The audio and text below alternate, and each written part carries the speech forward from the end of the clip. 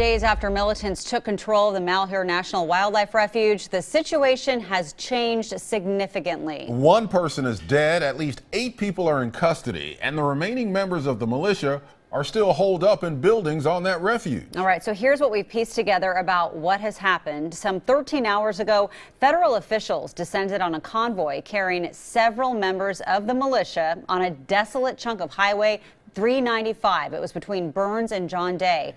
Well, just after 5 yesterday afternoon, shots were fired. At last check, that highway is still closed. KOIN 6 has learned that this man, Malheur Refuge, the public face and de facto spokesperson for the militia, was killed. Several other people, including leader Ammon Bundy, were arrested.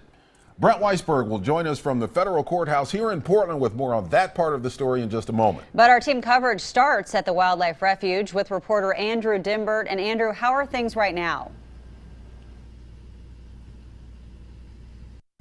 So we do have a bit of an update for you here. We've learned that the FBI has actually set up a perimeter in this area. Now, we got here before that perimeter was set up, so we're okay to stay here. And I also want you to take a look over my shoulder. Behind that tractor trailer, about 100 yards or so, the last of the militia are holding their ground. Now, this all came to a head late Tuesday afternoon when Ammon Bundy and some of his top-ranking officials left the refuge for a scheduled meeting in John Day, a town about 100 miles north of the Wildlife Refuge. That's when federal authorities made their move. One man was killed and 8 others were arrested. And KOIN 6 has learned that Malheur Refuge, arguably the number 2 guy in all of this, was the one who was killed, but that is yet to be confirmed by authorities, although I can say that Refuge has said many times that he would rather die than go to jail, and all of the arrested are facing federal conspiracy felony charges. And one thing that's also important to understand in all of this is that Bundy and his followers frequently left the refuge throughout the occupation,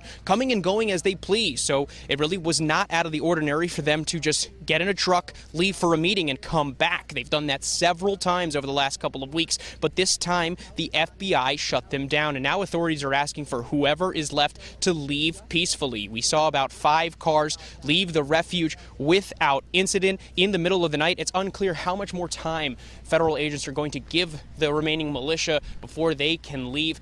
We're learning that there's also a press conference scheduled for 10:30 a.m., so hopefully some of those questions will be answered. Andrew Dimbert reporting in Burns, KOIN 6 News. Thank you, Andrew. And we just got this into the KOIN 6 newsroom. One of the 8 people arrested is activist John Ritzheimer.